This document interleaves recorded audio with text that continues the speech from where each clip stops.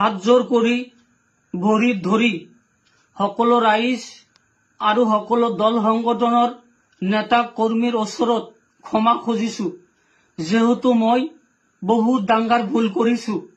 আৰু সেইটো ভুল হল গৰিমা গাৰ্গে বাইদেউক জালুকবাৰী সমষ্টিৰ পৰা নিৰ্বাচন খেলাৰ কথা কৈছিলো।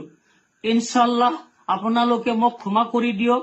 মই ৱাদা কৰিছো এনেকুৱা কথা মোৰ জিন্দগীত কেতিয়াও আৰু নকওঁ। মই ফেচবুকত দেখিবলৈ পাৰিছিলো এজন ব্যক্তিয়ে গৰিমা গাৰ্গে বাইদেউক বিজেপিৰ বিৰুদ্ধে নিৰ্বাচন খেলাৰ কথা কৈ আছে। এইটো ভিডিঅ' দেখি মই হয়তো ভিডিঅ'টো বনাইছিলো আৰু আপলোড কৰিছিলো।